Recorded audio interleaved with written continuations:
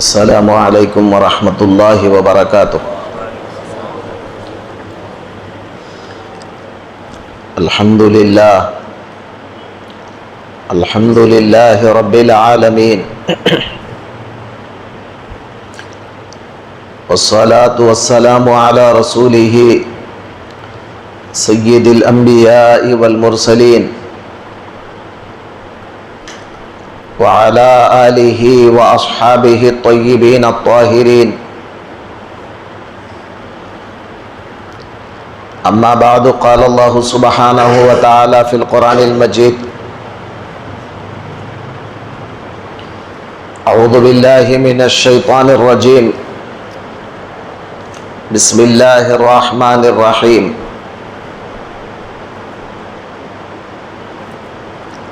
ان اللہ لا یغفر ان یشرک بہ ویغفر ما دون ذلک لمن یشاء۔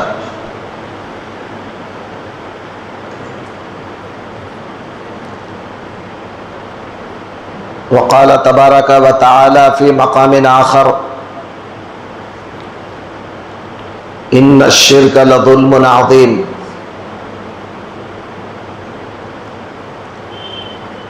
وقال تبارک وتعالی: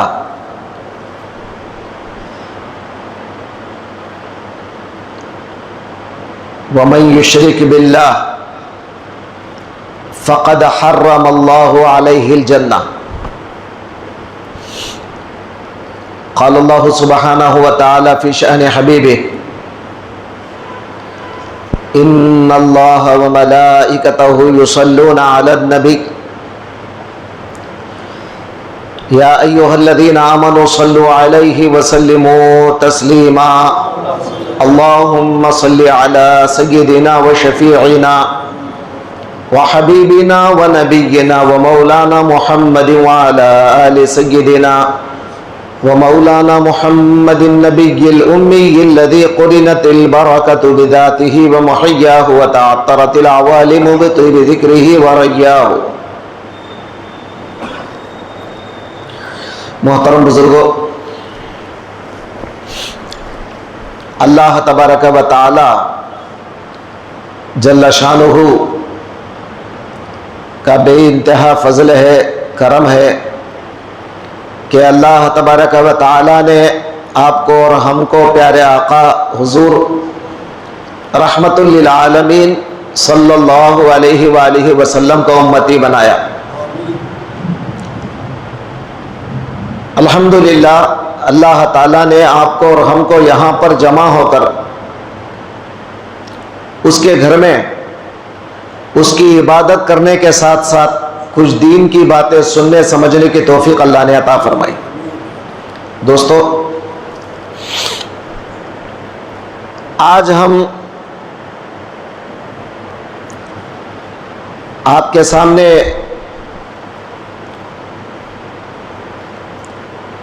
سب سے اہم جو چیز ہے وہ ہے ایمان۔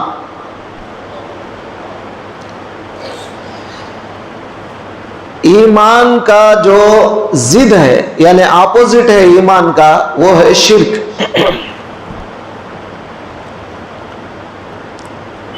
اللہ تبارک و تعالی دنیا میں انسان کو اس لیے بھیجا کہ سب سے پہلے یہ اللہ کا بندہ اللہ کو نہ دیکھ کر اللہ کو مان لے۔ تو اللہ کو نہیں دیکھ کے اللہ کو ماننا ہی ایمان ہے۔ رسول کو نہیں دیکھ کے رسول کو ماننا ایمان ہے۔ فرشتوں کو نہیں دیکھ کے فرشتوں کو ماننا ایمان ہے۔ دوستو، ایمان کا جو ضد ہوتا ہے، اس کا جو اپوزٹ ہے، وہ ہے شرک اور کفر۔ اب آج میں آپ کے سامنے گفتگو کر رہا ہوں شرک کے بارے میں۔ اصل شرک کیا ہے، ہم کس کو شرک سمجھ رہے ہیں؟ قرآن میں، حدیثوں میں اصل شرک کسے بولا گیا اور ہم شرک کسے بول رہے ہیں؟ آج تھوڑا سا سوچنے کی ضرورت ہے۔ اب آج کل دیکھیے آپ، ہر فرقے والا یہ آیت پڑھتا ہے، جو آیت میں نے ابھی خطبے میں پڑھا، اللہ تعالی شرک کو معاف نہیں کرتا۔ اللہ تعالی شرک کو معاف نہیں کرتا، بقیہ جتنے بھی گناہ ہیں اللہ چاہے تو معاف کر دیتا ہے۔ ہر جماعت والا یہ آیت پڑھتا ہے سب، اور کہتا ہے کہ دیکھو مشرک کو معافی نہیں ہے، اللہ شرک کو معاف نہیں کرتا۔ یہ تو بولتا ضرور ہے لیکن شرک کا انٹروڈکشن غلط کراتا ہے۔ تو میں آج آپ کو شرک کسے کہتے ہیں وہ تھوڑا سا بتانا مناسب سمجھتا ہوں۔ عربی ورڈ ہے شرک، یہ اردو نہیں ہے، عربی ورڈ ہے۔ اس کا مطلب کیا نکلتا ہے؟ اشرکا یشرکو، یعنی کسی ایک چیز میں کسی کو شریک کرنا۔ مثال کے طور پر میں مثال دے رہا ہوں آپ کو، شرک کسے بولتے ہیں۔ مثال کے طور پر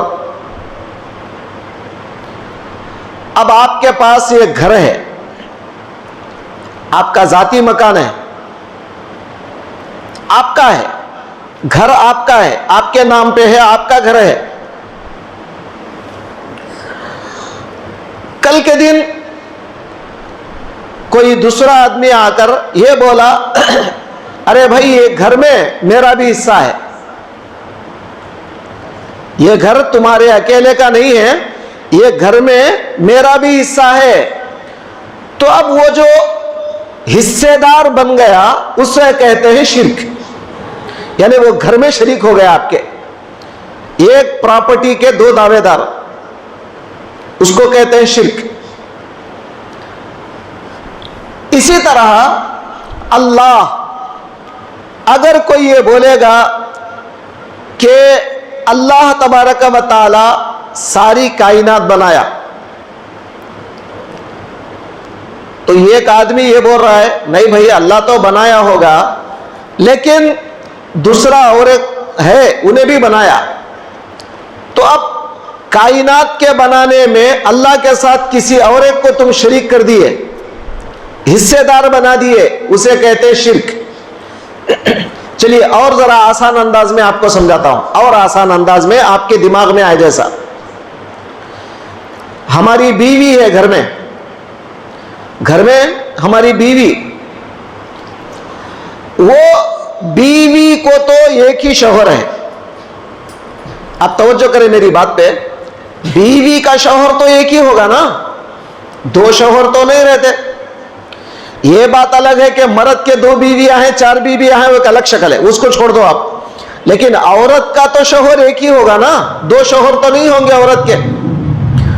اگر کوئی عورت، آپ گھر میں گئے، بیوی یہ بولی اجی تم شوہر ہے لیکن اور ایک بھی میرا شوہر ہے، اگر بیوی اپنے ساتھ دو شوہروں کو اگر شریک کرے، آپ کیا کریں گے؟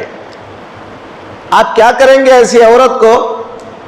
فوراً اس کو اپنی زندگی سے الگ کر دیں گے، کہیں گے میرا تجھے آج سے کوئی تعلق ہی نہیں ہے، اگر تو میرے سوا دوسرے آدمی کی طرف دیکھی، میرے سوا دوسرے آدمی کو تیری زندگی میں لائی، سمجھ لے کہ تو آج سے میری بیوی نہیں ہے۔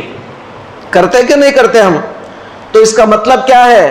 ایک عورت جب آپ سے نکاح کر لی تو وہ پوری آپ کی ہونا چاہیے، وہ عورت کی زندگی میں کوئی دوسرا نہ ہونا چاہیے، اگر ہو گیا تو وہ شرک، یعنی اس کی زندگی میں اور ایک شریک ہو گیا، اس کو شرک کہتے ہیں۔ تو اب سمجھ میں آ گیا ہوگا آپ کو شرک کا مطلب کیا ہے۔ اللہ ایک ہے، اگر کوئی یہ بولے گا نہیں دو اللہ ہے، اللہ ایک نہیں ہے دو ہے، یہ بہت بڑا شرک ہے، بڑا شرک ہے۔ اللہ تبارک و تعالیٰ ایک ہے، وحدہ لا شریک ہے، اس کے جیسا کوئی نہیں۔ ہم قل هو اللہ احد میں یہ زبان سے اقرار کرتے ہیں، قل هو اللہ احد، آپ کہہ دیں اے پیغمبر علیہ السلام اللہ ایک ہے، اللہ ایکتا ہے، ایک ہے۔ اللہ الصمد، اللہ بے نیاز ہے۔ لم یلد، کسی کو جنا نہیں، ولم یولد، کسی سے جنا نہیں گیا، ولم یکن لہ کفوا احد، اس کے برابر کوئی بھی نہیں ہوا، اللہ کے برابر کوئی بھی نہیں ہوا۔ اب دیکھیے، اگر ہم اور آپ اللہ کے برابر کسی کو جانتے ہیں، شرک۔ تو اب علماء کرام نے بیان فرمایا شرک کئی قسم کا ہوتا ہے، ایک قسم کا شرک نہیں ہوتا، کئی قسم کا شرک ہوتا ہے۔ نمبر ایک، اللہ کی ذات میں، ذات کا مطلب کیا ہے؟ جیسے تیلگو میں ذات بولتے کلم، وہ معنی نہیں ہے یہاں پر۔ ذات کے معنی اللہ کی اصلیت، اصلیت کو ذات بولتے ہیں، اللہ کی اصلیت۔ اللہ جو ہے وہ ہے، اللہ کے جیسا اور ایک بھی ہے سمجھیں گے آپ، یہ شرک ہے۔ دوسرا، اللہ کے صفات میں، صفات کسے بولتے ہیں؟ صفات کا مطلب ہے جو اللہ کر سکتا ہے، جو اللہ تعالیٰ کے خوبیاں ہیں وہ کسی اور کے نہیں ہیں۔ مثال کے طور پہ اللہ تعالیٰ زندہ ہے، اللہ زندہ ہے، دوسروں کو زندہ کرنے کی صلاحیت ہے اللہ کے پاس، خود زندہ ہے، دوسرے کو زندہ کرتا ہے۔ اگر آپ یہ سمجھیں گے نہیں بھائی وہ فلاں ڈاکٹر میرے کو زندہ کر دیا، تو اللہ کے ساتھ آپ نے ایک ڈاکٹر کو شریک کر دیا، یہ بہت بڑا شرک ہے۔ اسی طرح اللہ تبارک و تعالی دیکھنے والا ہے، کیسا دیکھتا ہے؟ ساری کائنات کو اللہ تبارک و تعالی دیکھتا ہے۔ اگر آپ بولیں گے حضرت اللہ تعالیٰ ساری کائنات دیکھتا ہوگا مگر میں بھی دیکھتا ہوں، تو یہ نظر میں آپ اللہ کے ساتھ شریک ہو گئے، یہ بھی شرک کر رہے ہیں ہم۔ میں دیکھ رہا ہوں اگر بولے تو شرک ہوا، تو پھر کیا بولنا ہے؟ اللہ دکھاتا ہے۔ شرک سے اگر بچنا ہے، میں دیکھتا ہوں بولیں گے تو آپ کہاں سے دیکھ سکتے ہیں؟ آپ کے پاس ہے کیا دیکھنے کے لیے؟ اللہ دکھاتا ہے، یہ نظر ہماری نہیں اللہ کی ہے۔ شرک سے بچ گئے اب۔ تو دوستو اصل شرک کیا ہے؟ اللہ کے ذات میں غیر کو شریک کرنا، اللہ کے صفات میں غیر کو شریک کرنا، اللہ کے افعال، افعال کا کہتے ہیں کام، جو کام اللہ کر سکتا ہے وہ کام میں غیر کو شریک کرنا۔ مثال کے طور پہ اللہ تعالیٰ پالنے والا ہے، توجہ کریں، اللہ پالنے والا ہے، رب ہے اللہ تعالیٰ۔ آپ بولیں گے نہیں حضرت میں بھی پالنے والا ہوں، میں بھی میرے بیوی بچوں کو پالتا ہوں، آپ شرک کر رہے ہیں۔ آپ کیوں؟ پالنے والے دو نہیں ہو سکتے، پالنے والے کبھی بھی دو نہیں ہو سکتے، پالنے والا تو ایک ہے، وہ ہے اللہ وحدہ لا شریک۔ اب تم جو بیوی بچوں کو پال رہے ہو وہ پالنا نہیں بولتے اسے، بلکہ پالنے والا تو اللہ ہی ہے۔ اللہ نے چند دن آپ کے بیوی بچوں کی ذمہ داری آپ کے اوپر دیا ہے، وہ صرف ذمہ داری اٹھا رہے ہیں آپ، پالنا نہیں، پالنے والا تو ایک ہی اللہ تعالیٰ ہے۔ تو دوستو ہماری زندگی کا اگر ہم جائزہ لیں گے صبح سے لے کے شام تک، فقط ہماری زندگی میں شرک شرک شرک بسا ہوا ہے۔ اگر اس کو نکالیں گے آپ تب اللہ تعالیٰ کے ہم موحد بنیں گے، توحید والے بنیں گے اور ایمان والے بنیں گے۔ اب مثال کے طور پہ آپ دیکھ لیجئے، صبح اٹھے آپ، اٹھنے کے بعد چلو آپ جا کے صبح صبح پانی پی لیے،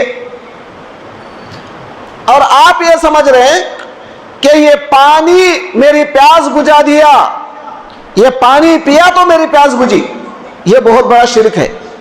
پانی پیے تو آپ کی پیاس نہیں بجھی، پیاس بجھانے والا اللہ ہے۔ اگر آپ کا خیال یہ ہے کہ پانی پینے سے پیاس بجھی، یہی بہت بڑا شرک ہے۔ اب یہ شرک پر کوئی غور کرتا نہیں ہے۔ اتنا ہی نہیں، پیاس بجھانے کی جو طاقت ہے پانی کے اندر وہ اللہ نے رکھا ہے۔ اگر اللہ تعالیٰ کسی پانی کو حکم دے، اے پانی تو اس کی پیاس مت بجھا، انہیں 1000 گھڑے پانی پیلا تو بھی پیاس نہیں بجھتی۔ اب آپ کے سامنے مثال ہے، کربلا کے میدان میں امام حسین کا جو سر نکالا نا بدماش، جو امام حسین کا سر جو کاٹا، نام یاد ہوگا آپ کو، وہ بدماش کی جب موت آئی آخری وقت پہ، تو امام حسین نے کربلا میں اس کے لیے بد دعا کیا تھا، اللہ تجھے پیاسا مارے، اللہ تجھے پیاسا بنا کے مارے، کبھی بھی تیری پیاس نہ بجھے۔ امام حسین نے بد دعا کیا تھا کربلا کے میدان میں۔ تو وہ جو بدماش تھا، شمر نام تھا وہ بدماش کا، شمر، وہ شمر کا جب آخری ٹائم آیا، پانی کے گھڑے سامنے تھے، بڑے بڑے گھڑے پانی کے، انہیں وہ پانی کا گھڑا منہ میں ڈال لیتا، پیتا، بولتا بھائی میری پیاس نہیں بجھ رہی، اس کے بعد الٹی ہو جاتی، وہ پانی باہر نکل جاتا، بولتا کہ بھائیو پانی پلاؤ، مجھے پیاس لگ رہی، پانی پلاؤ، میری پیاس نہیں بجھ رہی۔ لوگ بولتے یہ امام حسین کی بد دعا ہے تجھے، کیونکہ تو نے امام حسین کا سر کاٹا، اس لیے ان کی بد دعا ہے، کبھی بھی تیری پیاس نہیں بجھے گی۔ تو پتا چلا اگر پانی پیاس بجھاتا تو پھر وہ شمر کی پیاس بھی بجھ جانا تھا نا، نہیں بجھی۔ کیوں؟ پانی کے اندر وہ طاقت نہیں ہے آپ کی پیاس بجھانے کی، اللہ آپ کی پیاس بجھاتا ہے۔ انگار کا کام ہے جلانا، معلوم ہے سب کو انگار کا کام جلانا ہے، لیکن انگار کو اللہ کا حکم جب تک نہ ہو اسے جلا، تب تک انگار نہیں جلاتی۔ اب آپ کے سامنے 2 واقعے ہیں، ایک حضرت ابراہیم علیہ السلام کا واقعہ ہے۔ حضرت ابراہیم علیہ السلام جب بتوں کو توڑ دیا، سارے بتوں کے ٹکڑے کر دیا، تو اب یہ قوم نے پوچھا من فعل ھذا بآلہتنا، ہمارے بتوں کے ساتھ کس نے یہ کام کیا، کون توڑا ہمارے بتوں کو؟ تو اب لوگوں نے کہا سمعنا فتن یقال لہ ابراہیم، ہم نے ایک نوجوان بچے سے سنا، وہ اس کا نام ابراہیم ہے، شاید وہ کیا ہوگا۔ اب ابراہیم کو بلایا گیا، کہا کہ اانت فعلت ھذا بآلہتنا یا ابراہیم، اے ابراہیم ہمارے بتوں کے ساتھ کیا تم نے کیا ایسا؟ تو حضرت نے فرمایا مجھے کیا پتا، وہ بڑا کیا ہوگا، بڑا بت، مجھے کیا پتا۔ تو وہ لوگ سمجھ گئے کہ بت تو نہیں توڑ سکتا، یہ یقیناً آپ کا کام ہے۔ اب سارے لوگ مل کر ابراہیم کو انگار میں جلانے کی کوشش کی ہے۔ کیا ہوا؟ ساری دنیا نے دیکھ لیا نا کیا ہوا۔ انگار، اور ویسے ایک آدمی کو جلانے کے لیے کتنا انگار ہونا صاحب؟ ہاتھ پیر بندے کے، سمجھے، رسی سے بنے تو جل جاتی رسی، کوئی زنجیر وغیرہ سے ہاتھ پیر بندے کے معمولی انگار میں بھی ڈالتے تو جل جاتا۔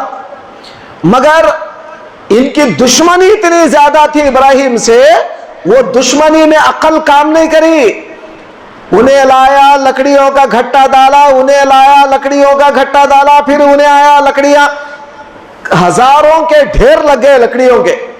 اب انگار لگایا گیا، اتنی اونچی آگ کہ کم سے کم 2 میل دور سے اس کا سیک آ رہا ہے، قریب نہیں جا سک رہے، تو ڈالتے کیسا؟ ابراہیم کو ڈالیں گے کیسے؟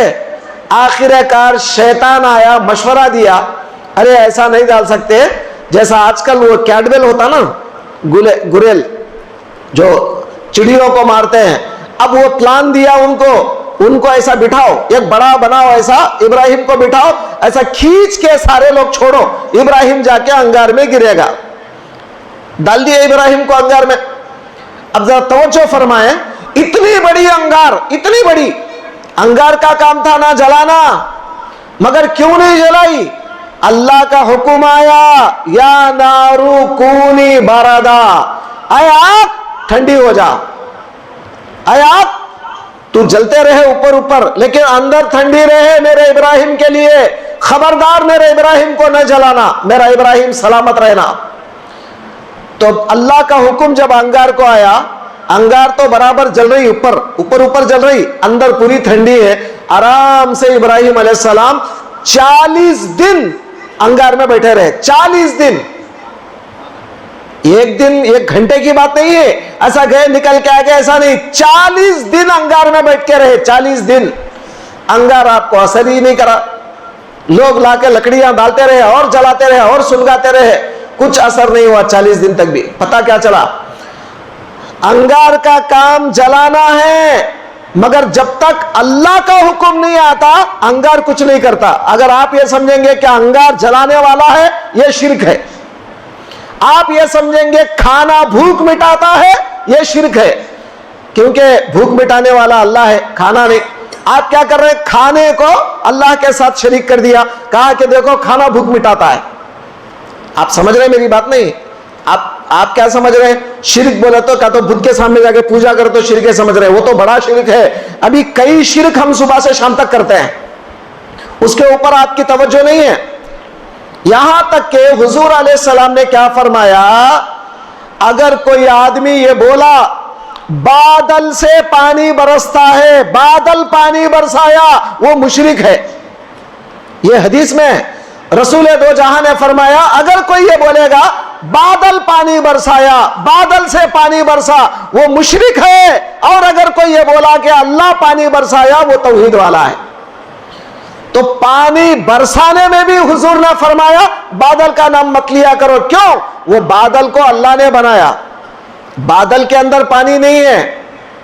आप तवज्जो करें, अगर बादल में पानी होता ना ऊपर, आप थोड़ा गौर करो, अकल दिया ना अल्लाह ताला, थोड़ा सा समझने की सलाहियत आपके पास है, आप समझ सकते हैं। चलो एक अगर टैंक है, बड़ी टैंक है, उसके अंदर 1 लाख लीटर पानी है। अब बादल में से पानी आया तो क्या बोलते, 1 ड्रम 2 ड्रम पानी तो नहीं आता ना, कम से कम 1 लाख 2 लाख लीटर तो नीचे गिरेगा पानी बादल में से। आप बताइए, वो बादल के अंदर अगर 1 लाख 2 लाख लीटर पानी था तो आजकल फ्लाइट उसके अंदर से घुस के जा रही, वो फूटा क्यों नहीं, नीचे गिरा क्यों नहीं? अकल काम करती है आपकी। तो आप सोचेंगे बादल में पानी नहीं है। अगर बादल में पानी होता, जैसे फ्लाइट जो है बादलों के अंदर से जाती है, वो बादल में से पानी नीचे गिर जाना था। जैसा टैंक के अंदर से गए तो टैंक फूट के पानी निकलता है, अगर बादल में पानी होता तो। मगर अल्लाह की कुदरत देखिए आप, बादलों में पानी मौला पैदा करता है। जब हमारी जरूरत पड़ती है, इंसान को पानी पिलाना जब अल्लाह चाहता है, तब बादल को हुक्म देता है वहां जाके पानी बरसाओ। तो कमाल बादल का नहीं है, अल्लाह का है। आप तवज्जो करें। तो अगर आप ये समझेंगे अल्लाह के सिवा कोई और है, शिर्क हो गया। अब आजकल आप क्या करते हैं, डॉक्टर के पास गए, कोई आदमी बीमार था, डॉक्टर साहब कुछ करो, आप कुछ कर सकते हैं। अब वो कोई काफिर है तो उसको बोलता है, सार देवुड़ तरवाता मेरे देवुड़ सार। आप ये देख रहे हैं अल्फाज, देवुड़ तरवाता मेरे देवुड़ बोला, तो इसका मतलब क्या है? सबसे बड़ा शिर्क कर रहा है उन्हें। उन क्या समझ रहा है, बचाने वाला ये है, और उधर कुरान चीख चीख के बोल रहा है, अरे वो पागल, बचाने वाला मौला ताला है। कोई डॉक्टर आपको नहीं बचा सकता, अल्लाह बचाता है। अल्लाह ताला के हाथ में हयात है, अल्लाह के हाथ में जिंदगी है, अल्लाह के हाथ में मौत है। तू मौत और हयात का मालिक अल्लाह को जान। इब्राहिम अलैहिस्सलाम को जब नमरूद ने पूछा, सबसे पहले इब्राहिम ने यही कहा, क्या कहा? जब नमरूद ने पूछा तुम्हारा रब कौन है, इब्राहिम तुम्हारा रब कौन है, तो इब्राहिम ने फरमाया रब्बी अल्लज़ी युहयी व युमीत, मेरा रब वो है जो मुझे जिंदगी देता है, मौत देता है। तो जिंदगी मौत तू नहीं देता, मेरा रब देता है जिंदगी और मौत। बात समझ में आ गई आपको? तो अल्लाह के बारे में हम शिर्क करते हैं हर बारे में, मगर आप सोचते नहीं हैं हर आदमी उसमें मुलविस है। अब शैतान क्या करा, اب آپ کو واقعہ معلوم ہوگا نا, ایک چور کیا کر رہا ہے, چوری کر کے بھاگ رہا تھا. اب توجہ کرو, ایک چور کیا کر رہا ہے, چوری کر کے بھاگ رہا تھا. تو لوگ اس کو پکڑنے کے واسطے ایسا ہاتھ ہلا کے بول رہے, ارے چور چور چور چور پکار رہے. چور بھاگ رہا ہے سامنے, چور چور پکار رہا ہے. اب چور دیکھ لیا, اب یہ لوگ تو سامنے والے میرے کو پکڑ لیتے. اب ہی نے بھی کیا کرا, ہاتھ ہلا کے چور چور چور ہو کے بھاگ رہا ہے چور. اب لوگ سمجھ رہے ہیں ارے وہ چور ہے کہاں, شاید انہیں اور آگے بڑھ گیا, شاید سمجھ رہے ہیں. تو یہ حالت ہماری ہے, سمجھے. ایک جماعت والا دوسرے جماعت والے کو بول رہا ہے دیکھو انہیں شرک کر رہا ہے. آپ سمجھ رہے ہیں. اب ایک آدمی درگاہ کو گیا, درگاہ کو جا کے حضرت کے پاس کھڑے ہو کر, توجہ کریں, حضرت کے پاس کھڑے ہو کر دعا کرا, یا اللہ یہ حضرت کا واسطہ مجھے بچہ دے. تو اگر ایسا بولا, اسلام میں منع نہیں ہے. اگر تم کوئی بزرگ کے پاس جا کر, کوئی اللہ والے کے پاس جا کر اگر یہ بولے یا اللہ, اللہ سے مخاطب ہونا ہے. مخاطب کسے ہونا ہے, یہ بزرگ سے نہیں. حضرت میرے کو بچہ دے ڈالو, حضرت بولیں گے تو شرک ہے آپ کے لیے. آپ جا کر کسی اللہ والے کے مزار پہ ڈائریکٹ اگر بولیں گے حضرت کو کہ حضرت مجھے بچہ چاہیے, بچہ دے دو, یہ شرک ہے. اگر آپ وہاں جا کر اللہ سے دعا کریں گے, یا اللہ یہ تیرے بزرگ ہیں, یہ تیرے نیک بندے ہیں, بس ان کے واسطے سے میں دعا کرتا ہوں, مجھے بچہ چاہیے, یہ توحید ہے. یہ آپ کو سیکھنا چاہیے. اگر ہم وہاں پر جا کر فاتحہ پڑھے, صرف فاتحہ, اب ایک جماعت والا کہتا ہے دیکھو شرک کر رہا ہے, شرک کر رہا ہے. ارے اللہ کے بندے مجھے بتا, فاتحہ پڑھے تو شرک کہاں سے آ گیا, بتا مجھے, کون سی کتاب میں ہے, کیسا ہوا شرک, ذرا مجھے بتا. فاتحہ کیا ہے, الحم کا سورہ ہے. فاتحہ بولے تو کوئی مہابھارت نہیں ہے, کوئی رامائن نہیں ہے. فاتحہ بولے تو کوئی شرک کا نام نہیں ہے.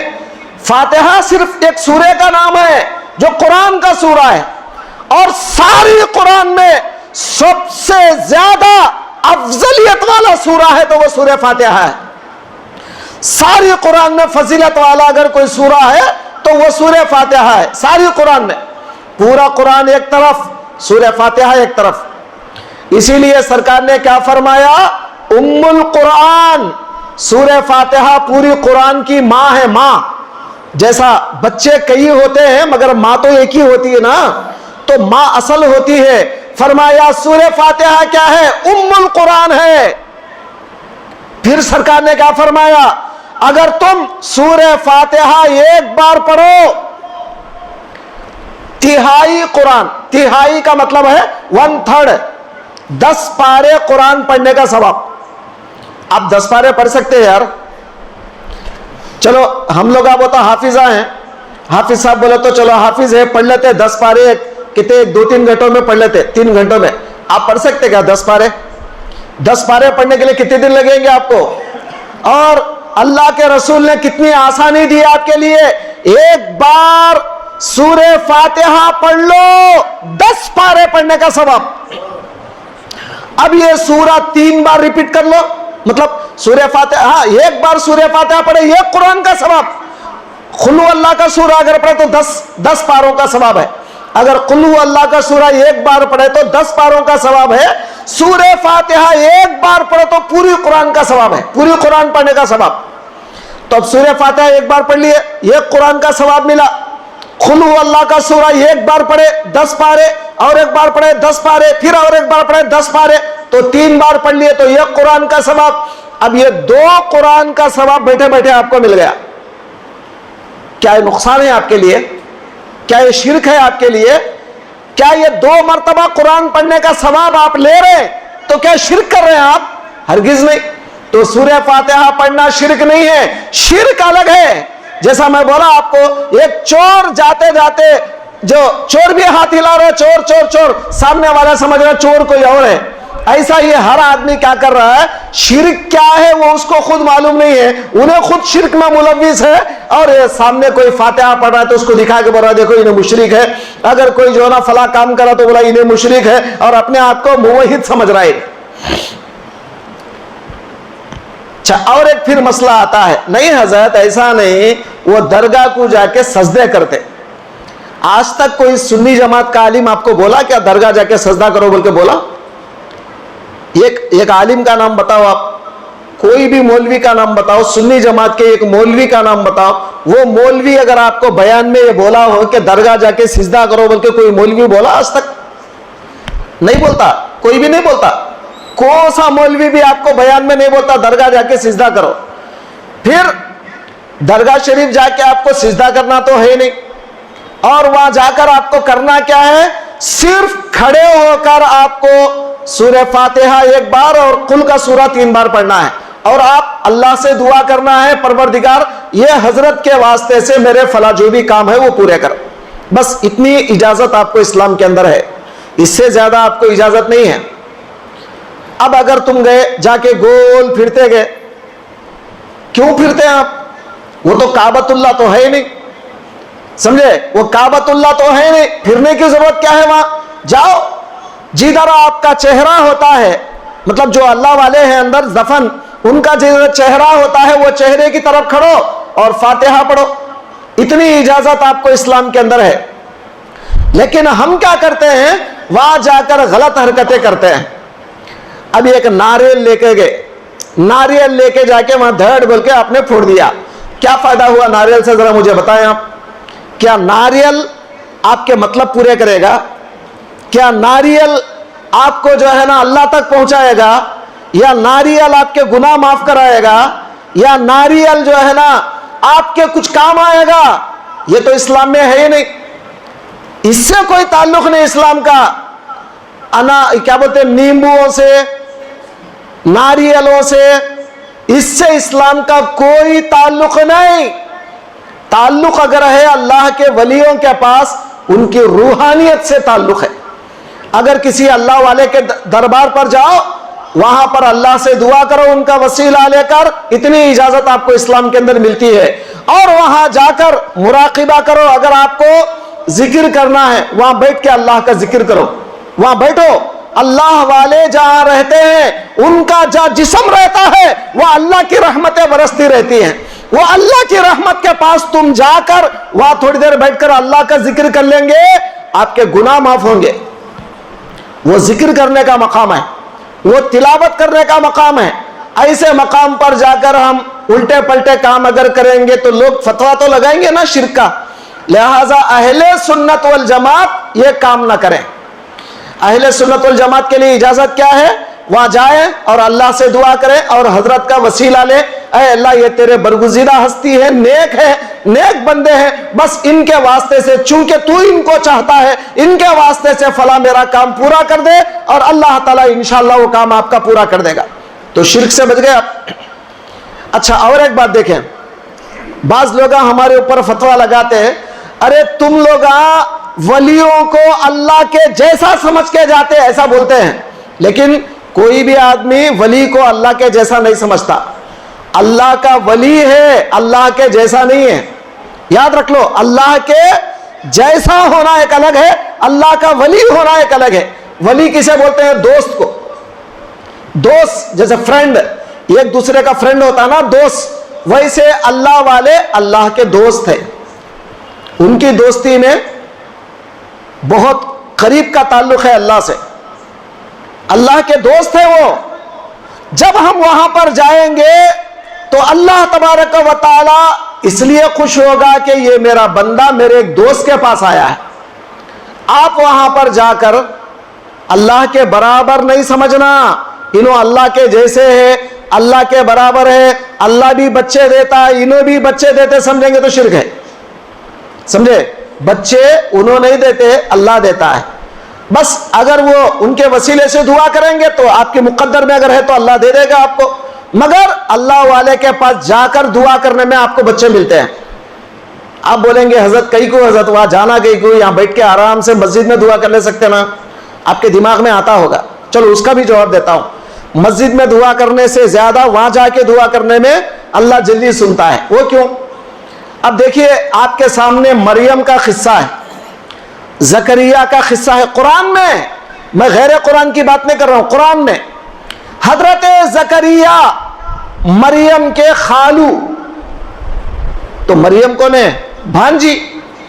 مریم کا مرتبہ تو کم ہوا نا ان سے. اور زکریا کون ہے؟ خالو پلس پیغمبر، اللہ کے نبی ہیں. اب اللہ کے نبی کا مرتبہ زیادہ ہے یا ایک عورت کا مرتبہ زیادہ ہے؟ سوچو آپ.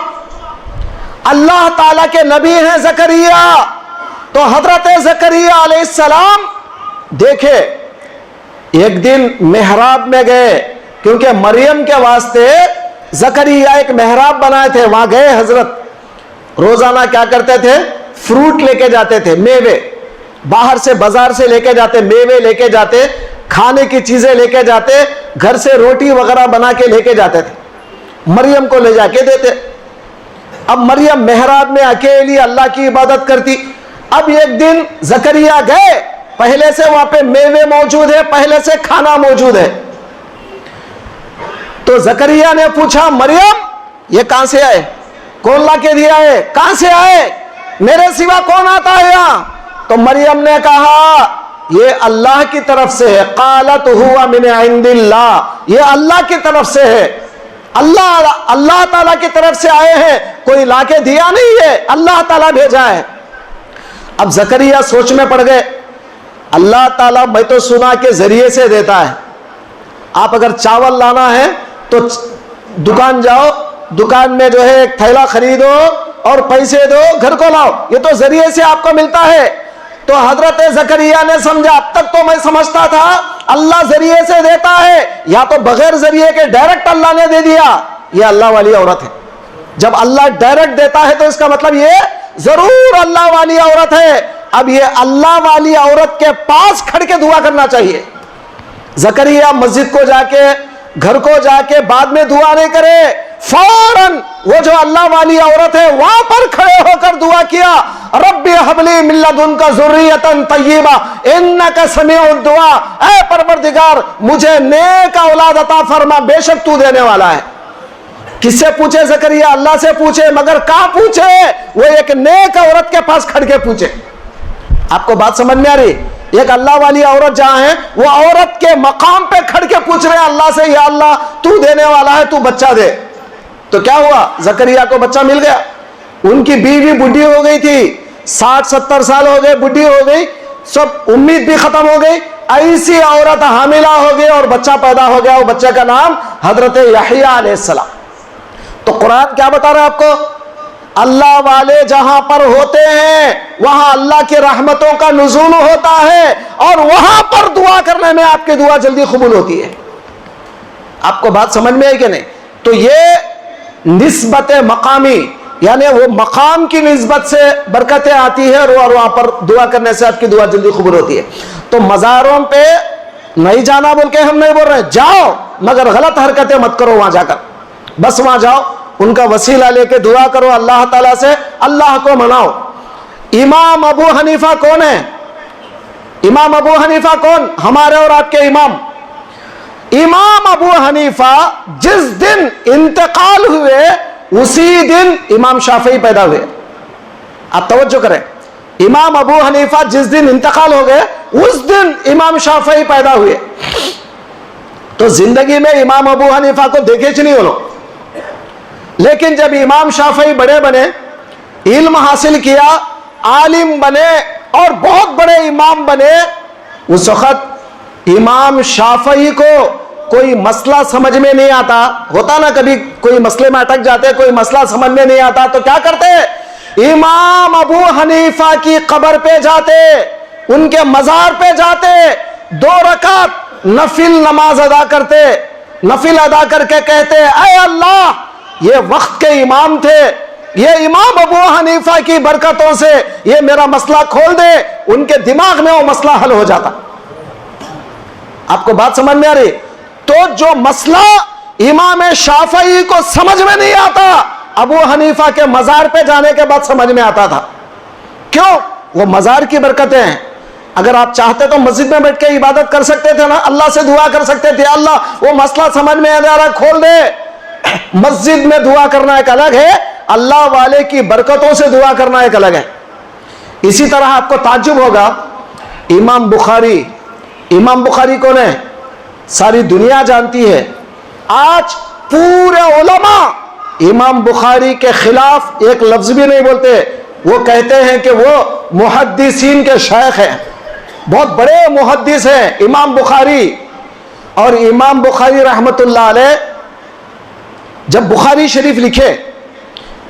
شریف لکھے پہلے تو پورا یاد کر لیے تھے، اس کے بعد بخاری لکھے، اس کو پوری ایک کتاب کی شکل بنانا چاہتے تھے. وہ کتاب کی شکل بنانے کے واسطے مدینہ منورہ گئے، رسول اللہ صلی اللہ علیہ وآلہ وسلم کے روضے کے پاس بیٹھ کر وہ کتاب بنائے. توجہ کریں آپ، رسول اللہ کے روضے کے پاس، سرکار کے مزار کے پاس بیٹھ کر وہ کتاب بنائے. اور اس کے بعد آخری جو حدیث انہوں نے لکھا مکمل کر دیا بخاری کو، رسول اللہ کے مزار کے پاس مکمل کر لیا. اور عالم کیا تھا آپ کا معلوم؟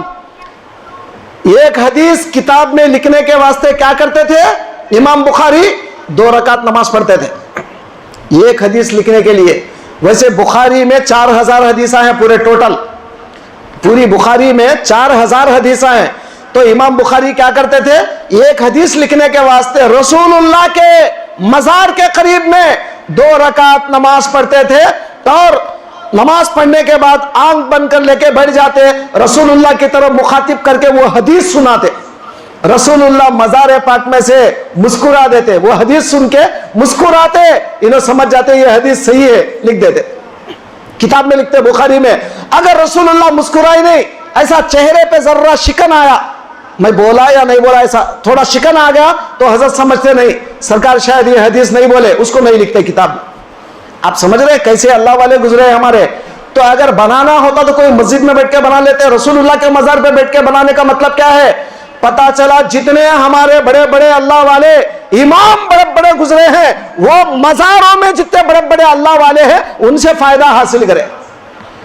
سمجھ رہے؟ تو مزاروں پہ جاؤ تو اللہ والوں سے فیض لینے کے لیے جاؤ، وہاں جا کر الٹے پلٹے کام کرنے کے لیے مت جاؤ، وہاں جا کر دیوانے تماشے کرنے کے لیے مت جاؤ.